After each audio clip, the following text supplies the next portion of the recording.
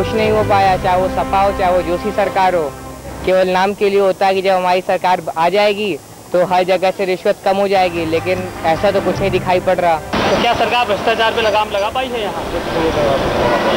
रिश्वतखोरी तो लगाम लग ही नहीं सकती, कोई तो गवर्नमेंट किसी की वजह सब भ्रष्ट है, सब चोर लेकर सेंटर से स्टेट तक।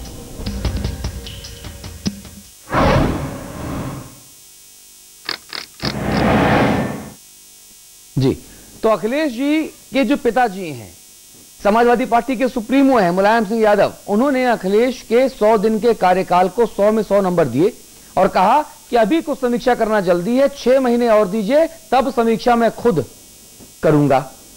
मुलायम सिंह जी समेत बाकी पार्टी के नेताओं ने किस तरह से रिएक्शन दी है, आइए आपको दिखाते हैं। इस सरकार को चिल्लू भर पानी में डूब के मर जाना चाहिए। आज सारे के सारे मंत्री केवल धन उगाही पर लगे हुए हैं, इसीलिए सरकार का कामकाज ठप है। सरकार का कामकाज ठप है क्योंकि सारे के सारे आज माननीय मंत्रीगण केवल वसूली में लगे हैं और तमाम बहुजन समाज पार्टी के शासन काल में कराए गए कार्यों पर भ्रष्टाचार का आरोप लगाकर, भ्रष्टाचार का भय दिखाकर बड़े पैमाने पर अधिकारियों से वसूली अभियान चल रहा है।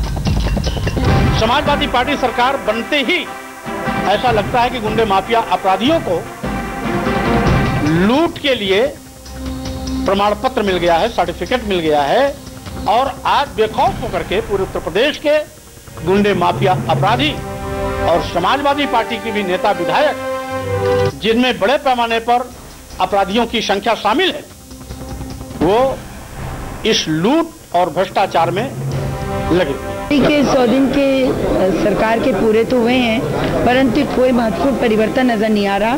कानून व्यवस्था पर अभी कोई परिवर्तन नहीं है। बिजली का संकट, किसानों की प्रताड़ना, उनकी कठिनाइयां, महिलाओं के उत्पीड़न, बिजली का संकट, हर तरफ हाहाकार मचा हुआ है। हम आशा करते हैं कि ये सरकार आने वाले 3 महीने में थोड़ा अपने आप को और कस के इन सारे संकटों से प्रदेश को उभारने का प्रयास करेगी। अभी तो हम लोग काफ़ी जनता भी और हम भी, मैं समझती हूँ, बहुत ज़्यादा संतुष्ट इस सरकार के कार्यकाल से नहीं है। गुणात्मक सुधार हुआ है। 5 साल तक कानून व्यवस्था का भारी संकट था, तो अब समाजवादी पार्टी की सरकार है। जी, प्रमोद तिवारी जी हमारे साथ मौजूद हैं। आप वरिष्ठ कांग्रेसी नेता हैं। प्रमोद तिवारी जी, 100 दिन आपकी पार्टी की रिएक्शन हमने सुनी, लेकिन आपकी व्यक्तिगत रिएक्शन हम आपसे जानना चाहते हैं। देखिए, मैं तो इतना कह सकता हूं, अगर पिछली सरकार जो बसपा की थी उससे मुकाबला किया जाए तो कुछ कदम राहत भरे हैं, और अगर खुद की अपेक्षाओं, खुद के वायदों पर इनको कसा जाए तो निराशा हाथ लगी। नहीं, ये जो मापदंड, ये जो तिवारी जी मापदंड बनाए आपने, क्या इन मापदंडों का कोई दूरगामी परिणाम भी हम देख सकते हैं क्या? क्योंकि राष्ट्रपति चुनाव भी सर पर है, यूपीए सरकार को समर्थन देने की बात भी है। क्या ये जो आपके मापदंड हैं, इनके मैं दूरगामी परिणाम देख सकता हूं? अरे पहले निकटदर्शी तो देख लीजिए, दूरदर्शी बाद में देख लीजिए। जी, निकटदर्शी आप दिखा दीजिए, क्योंकि आप जो दिखा रहे हैं निकटदर्शी, वो उतना निकट नजर नहीं आ रहा। आपने कुछ देखा ही नहीं, आप उसके पहले अपनी दूरदर्शी में आ गए। बताइए। मैं जैसे 3 मुद्दे हैं जिन्होंने मुझे हिला के रख दिया है और मुझे तकलीफ है। एक तो जो ये गेहूं की खरीद हुई है, इसमें बड़े पैमाने पर बिचौलियों ने खरीदा है, किसान से नहीं खरीदा गया है। दूसरा, बिजली का जो संकट है, ये संकट अभूतपूर्व है और उसका मुख्य कारण है कि इन्होंने खरीदारी नहीं की। ठीक है, बाहर से बिजली खरीद के नहीं दिया। तीसरा, कानून व्यवस्था में जैसे 5 साल से लोग बैठे हुए थे और वो अपनी पूरी ताकत से निकल आए और उन्होंने कहीं कहीं सरकार के लिए बड़ी असहज स्थिति उत्पन्न कर दी।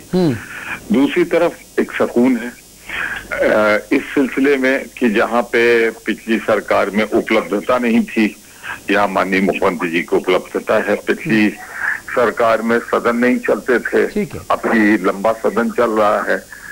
पिछले सरकारों में दर्शन नहीं होते थे मुख्यमंत्री और मंत्री, कैसे हो रहा है जी। तो मैं ये कह सकता हूँ इरादे तो जैसे बताए जा रहे हैं वो ठीक है, पिछली सरकार से बेहतर है, लेकिन जो इन्होंने अपने वायदे किए थे ठीक है उसमें नहीं पूरे कर पा रहे, उसको पूरे नहीं कर पा रहे हैं। प्रमोद तिवारी जी बहुत शुक्रिया समाचार प्लस से जुड़ने के लिए और अपनी बात कहने के लिए। लेकिन हम लगातार नकारात्मक बातें करें ये भी ठीक नहीं है। जो गलत है उसे गलत कहने की ही दम रखते हैं और जो सही है उसे डंके की चोट पर सही कहते भी हैं, क्योंकि अखिलेश जी युवा मुख्यमंत्री, उनकी जो मंशा है, उनकी जो नियति है, जो उनकी नीतियां हैं, हम उनकी तारीफ जरूर करना चाहेंगे। बड़े ऊर्जावान हैं, किस तरह से वो पूरे प्रदेश का विकास करने की ईमानदार कोशिश कर रहे हैं। लेकिन अब वो भी तो मजबूर हैं, क्योंकि जिनके जरिए विकास करना है वो जो जरिए हैं, क्या वो उनकी नीति और नियति पर सवाल खड़ा करते हैं? ये समझना होगा अखिलेश जी की ईमानदार कोशिश, और जिसमें उनको फुल नंबर मिले हैं। इच्छाएं थी लोगों की, उन सब इच्छाओं को देखते हुए थोड़ा सा कमियां रह गई हैं। हालांकि अभी नया गवर्नमेंट बनी 100 दिन मात्र लगे हैं, इनको भी थोड़ा समय दिया जाए। बाकी तो बिजली पानी समस्याएं पहले भी थी, उसको इन्होंने सुधार का प्रयास कर रहे हैं। मैं इसको पॉजिटिव वे में देखता हूँ, जो कि 100 दिन पूरे हुए हैं। इस पे जो आज की सरकार ने जो कदम उठाए काफ़ी अच्छे उठाए। सिर्फ बिजली संकट एक ऐसा है जिससे हम लोग ज़्यादातर जूझ रहे हैं और बर्दाश्त इसको एक लिमिट के बाहर हो रहा है, जिस पे इनको एक्शन लेना चाहिए। और बाकी जो चीज़ें होती हैं जिन पे इन्होंने अपने पॉजिटिव व्यूज़ दिखाए हैं और इन्होंने जितने भी अपनी प्रोमिसेस किए थे, इसके लिए आज अच्छे कदम उठा रहे हैं। पुलिस वाले पूछते नहीं थे हम लोगों को, यहाँ मतलब बैठाते नहीं थे, आज वो बैठाते हैं। उन्होंने पानी की व्यवस्था कर रखी है, पानी पिलाते हैं, तो सब की व्यवस्था अभी मतलब फिलहाल अभी तक तो सही चल रही है।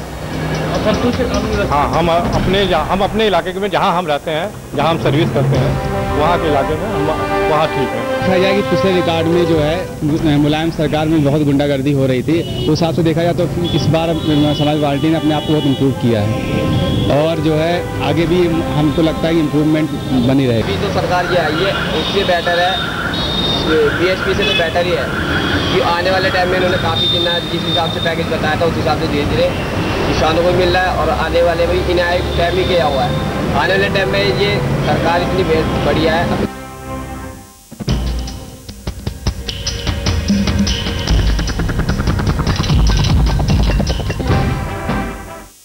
और हमारे मैनेजिंग एडिटर अमिताभ जी हमारे साथ मौजूद हैं। अमिताभ जी, ये एक राहत की बात जरूर है कि व्यक्तिगत तौर पर अखिलेश जी को लोग पसंद कर रहे हैं, उनकी ऊर्जा और उनकी जो मंशा है उसको लोग सराह रहे हैं। लेकिन जब ये जो ऊर्जा, मंशा, बॉडी लैंग्वेज, इफर्ट्स जब एक पॉजिटिव नतीजों में कन्वर्ट नहीं होते, तब फिर लोगों को निराशा भी होती है। देखिए, दो चीजें अलग अलग हैं। हाँ। जितनी बड़ी उम्मीदें आप जगाते हैं, हाँ, उतनी बड़ी सफलता आप पाते हैं। हाँ। और जब आप सफलता पाते हैं तो ध्यान रखिए कि आपके कंधों पर उम्मीदों का हिमालय बैठा होता है, जनता का। ये इतनी बड़ी मेजॉरिटी जो आई अखिलेश यादव के उसमें नेतृत्व में, उसके साथ उतनी अपेक्षाएं बढ़ गई उत्तर प्रदेश में लोगों की। अब जो दो स्थितियां मैं देखता हूं उत्तर प्रदेश में, ऊर्जावान स्वप्नदर्शी मुख्यमंत्री, दिन में 18 से 20 प्रतिनिधि मंडलों से अखिलेश मिलते हैं खुद।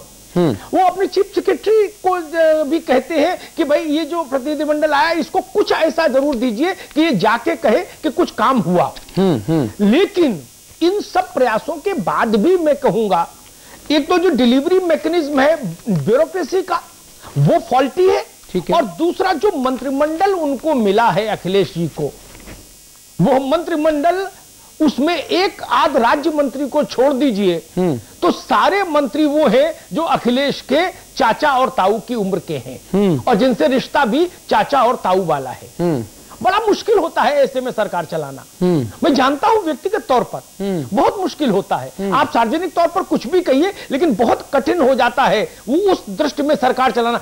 अतुल जी, मुख्यमंत्री सबसे युवा उत्तर प्रदेश का, लेकिन इस मंत्रिमंडल में बहुत सारे सीनियर सिटीजन हैं, तो ये जो विरोधाभास है वो एक महत्वपूर्ण मसला है। और मैं कहूंगा कि अखिलेश यादव को एक बहुत ईमानदारी की सलाह दूंगा कि जनता को कानून व्यवस्था की स्थिति पर राहत मिलनी चाहिए, किसान को गेहूं खरीद पर भ्रष्टाचार से मुक्ति मिलनी चाहिए, और बिजली पानी की जो व्यवस्था है कम से कम उसमें सरकार बहुत बड़ा क्रांति तो 100 दिन में नहीं हो सकती, इसलिए वहां मैं अखिलेश यादव को दोषी नहीं ठहरा सकता। लेकिन जितने संसाधन हैं उनका बंटवारा केवल रामपुर, कन्नौज और मैनपुरी और इटावा के बीच में नहीं हो, सबको मिले। राजा समदर्शी होना चाहिए। ठीक है, ये 3 चीजें मैं कहूंगा, अगर अखिलेश जी इन 3 चीजों में सुधार करते हैं तो प्रदेश का भरोसा अभी उनके साथ। ठीक है, अमिताभ अग्निहोत्री जी बहुत धन्यवाद अपना कीमती वक्त देने के लिए। हमारे साथ तमाम मेहमान इस चर्चा में जुड़े, आप सभी का बहुत शुक्रिया। तो अखिलेश जी की जो व्यक्तिगत कोशिशें हैं उसमें तो उनको 10 में 9 नंबर दिए, 90% मार्क्स उनके पास हैं, लेकिन बाकी जो जगह हैं वहां पे सरकार का डब्बा गोल है। ऐसे में सवाल तो उठेंगे ही, सवाल तो उठ ही रहे हैं, और ऐसे में ये बहुत दिक्कत की बात है कि आखिरकार ये हालात जो हैं वो बदलेंगे तो बदलेंगे कब। अखिलेश जी अगर आप हमें सुन पा रहे हो, देख पा रहे हो, तो गुजारिश आपसे यही है कि आप ऊर्जावान हैं, आप ईमानदार हैं, आप भले आदमी हैं, आप अच्छी कोशिश कर रहे हैं, लेकिन जब तक आपकी कोशिशें जमीनी तौर पे नतीजों में कन्वर्ट नहीं होंगी तब तक सवालों का सामना आपको करना ही पड़ेगा। नमस्कार।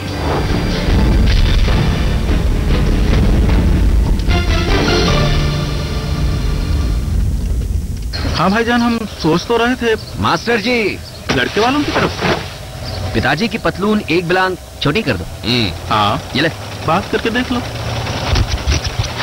10 ले लियो। जी जी जी जी, बिल्कुल सही। हाँ जी। रमेश, सुरेश, जनाब करते क्या है? मास्टर जी, पिताजी की पतलून एक बिलांग छोटी कर दो। अच्छा, वो भी दर्जी है। 20 ले लियो। हाँ जी, बिल्कुल बिल्कुल। मास्टर जी, पिताजी की पतलून एक बिलांग छोटी कर दो। बीए कर रही हैं।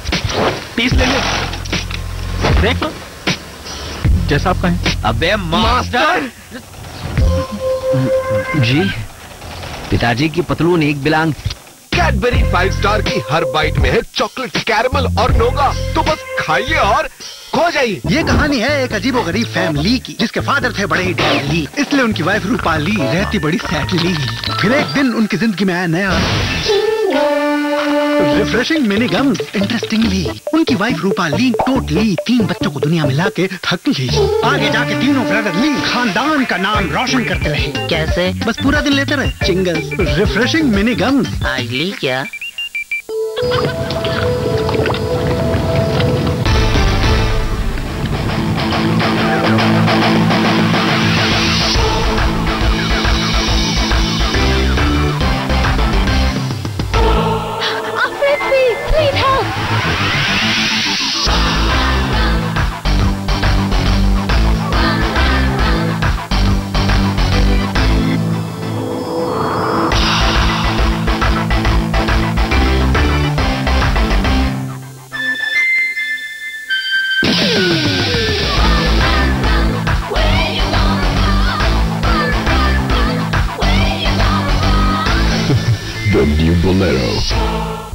तारीख 19 जून दोपहर 1 बजे का बुलेटिन।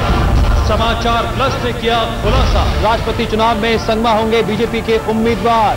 पीएस संगमा होंगे बीजेपी के उम्मीदवार राष्ट्रपति चुनाव के लिए। तारीख 21 जून भाजपा ने लगाई हमारी खबर पर अपनी मुहर। हम भारतीय जनता पार्टी की तरफ से श्री पीएस संगमा के नाम की उम्मीदवारी का समर्थन कर रहे हैं। समाचार प्लस ने आपको रखा आगे, क्योंकि खबर वही जो हमने कही।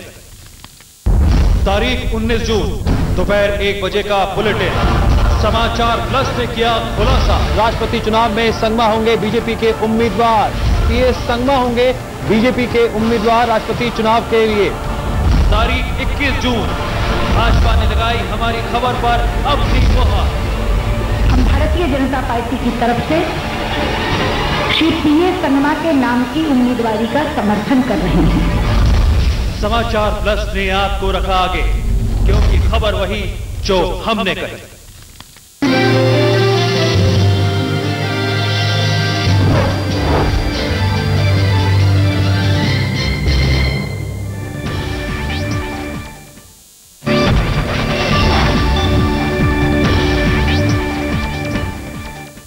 नमस्कार, समाचार फटाफट में आपका स्वागत है। मैं हूं अनिल श्रीवास्तव और मैं गायत्री शर्मा। चलिए शुरू करते हैं फटाफट खबरों का सिलसिला समाचार फटाफट में। केंद्र सरकार की जन विरोधी नीतियों के खिलाफ बीजेपी ने आज उत्तराखंड में जेल भरो आंदोलन किया। देहरादून में बीजेपी नेताओं और कार्यकर्ताओं ने गिरफ्तारियां दी। उधर रुद्रपुर में 500 कार्यकर्ताओं के साथ भगत सिंह कोश्यारी ने गिरफ्तारी दी।